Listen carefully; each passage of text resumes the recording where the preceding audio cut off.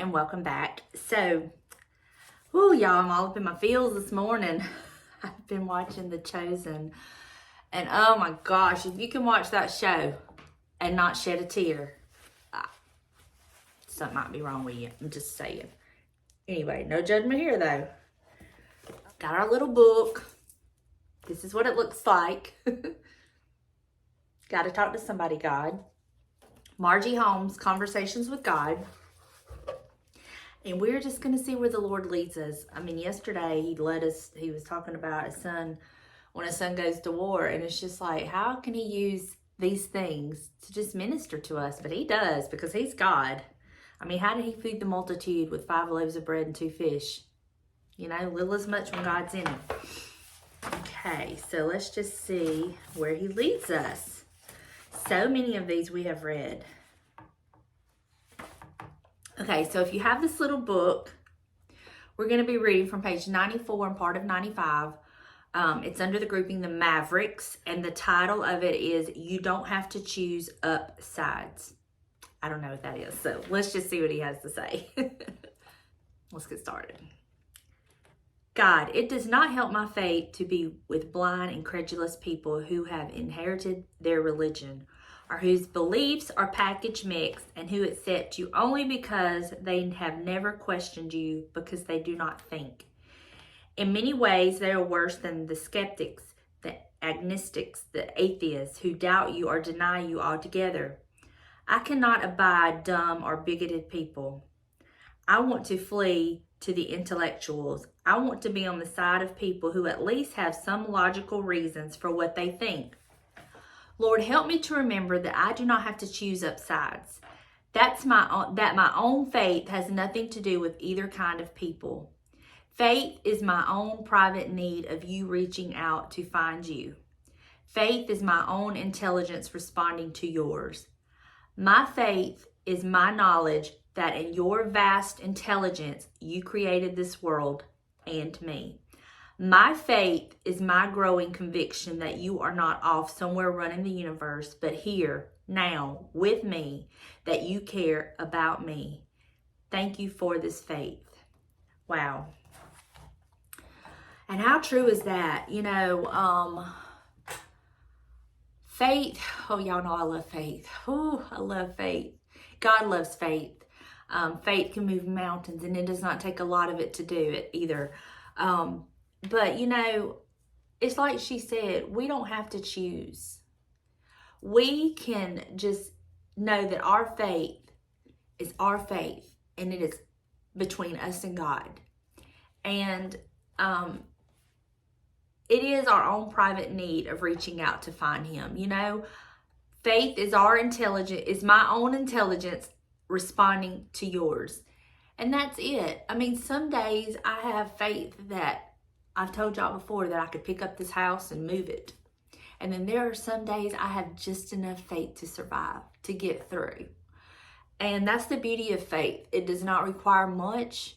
And I know, I was going to say I think, but I know God knew that when he created us, all that entailed.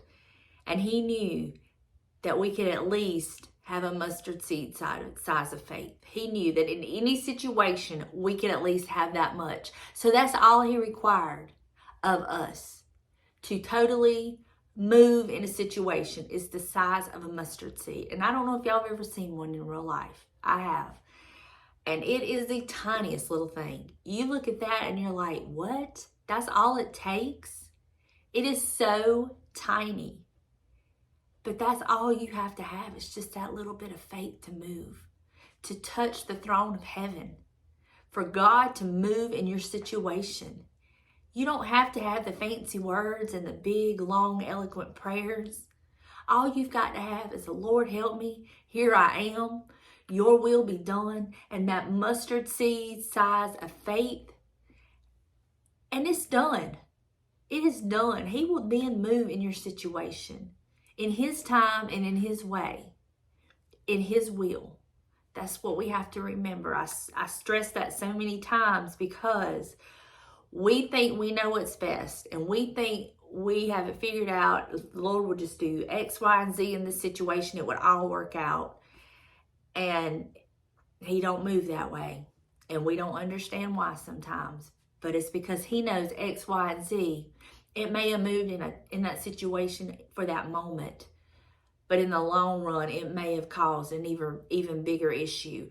So that's why he's God and we're not. And that's why, of course, we can bring our case to him. We can plead our case. We can petition our cause to him. And we can do everything that we're required to do and supposed to do when we go to him. We can do all of that. We can have the faith the size of a mustard seed. But when we ask for his will to be done in that situation, we have to be willing to accept that his will may not look the way that we think it should. But I promise you, and I speak from experience, when he is done moving in that situation, although he may not move the way you want him to, when he is done, it will be right and it will be perfect. There will be no flaws. There will be no chance for something to come from it to hurt you, to hinder you, to harm you in any way. That's how perfect he is. However, if he did it our way, there could be things that come from it that in the future would hurt us or harm us, cause us such pain, such agony. But his way is not like that. That's why he is God. And that's why we plead our case to him. I love him so much. And I understand where she's coming from when you get around people that don't share your faith. And I'm not talking about your quote unquote religion. I'm talking about your same faith in God. When you're around people that even downright hate God, don't believe in God, it is so hard to be around those people sometimes. But I think it is important that we stand firm in our beliefs. We stand on the word, we stand on our faith, and we just be the light. And maybe, just maybe, they will see something in us. And we may not even know it. We may not even realize it, what's going on, what's on the inside. But they may see something in us that they're like, and it sparks that little bit of interest. And it gives that little bit of way for the Lord to get in there and work on them. We just never know. You never know how you may touch people. You just never know. In your everyday life, where you're going about in the grocery store, at your job, at the car pickup line with your kids, you just never know what somebody is seeing in you that is sparking an interest that I want what they have. Well, you know what? You can have it. God wants you to have it too. And we just never know. And that's why it is so important that wherever we are, that we show the love of Jesus to everybody and we share our faith. And there is a time and a place for all of that. I personally don't care for the people that randomly come up to different people in stores and try to push their religion and all that on people. I think that pushes away more people than it draws in.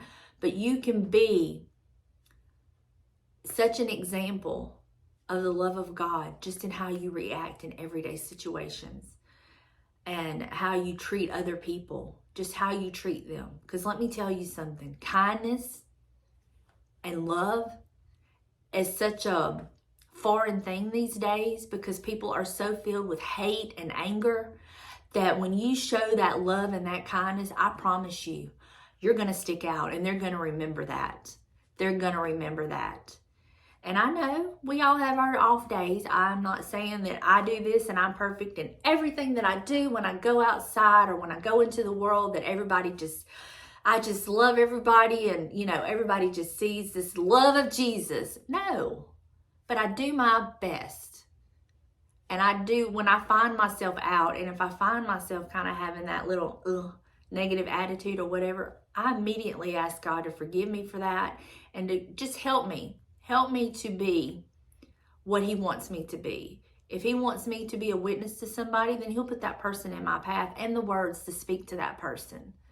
And if he just wants me to be the light in this dark world, then he will provide that too. I just want to be in his will. And I just want to show others the love of Jesus. Because let me just tell you, there was a time in my life when I was not kind. I did not care what people thought of me. I did not care what my words did to people. I had the most rotten, stinking attitude. And I was all about telling somebody off. Now, ain't that some way to live? I mean, I looked a fool. So for me to have this attitude, and that I want to show kindness and compassion and love to my fellow man, you better believe that is a work that God has done in me, because that is not the person I used to be at all. God did it. He did it. And He has given me the love of others. And I find myself having more compassion to people that maybe do stuff that the old me would have just jumped on and just eat them up, spit them out. But me now, I'm just like, it's okay. We've all been there. We've all had days like that. It's all right. You know? And I don't say that boastfully at all. I'm just saying that's the change that God done in me. That's the change. That's what my faith in God allowed Him to do in me. Because I've always had faith. Sometimes it was stronger than other times. And sometimes I just didn't acknowledge it at all. But when I put my faith in action, God showed up and showed out.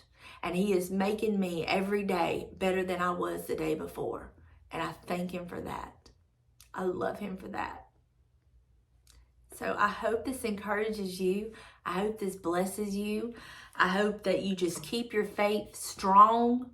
I understand there's going to be days that you're going to have more faith than other days. I understand there's going to be times you're going into situations where you have bulletproof faith, and there's going to be some times that you're just like, Lord, you're just going to have to take this little bit of faith I have and work with it. And He can, and He will. That's the good of God. He will. I love y'all, and I will see you in the next one. Bye, y'all.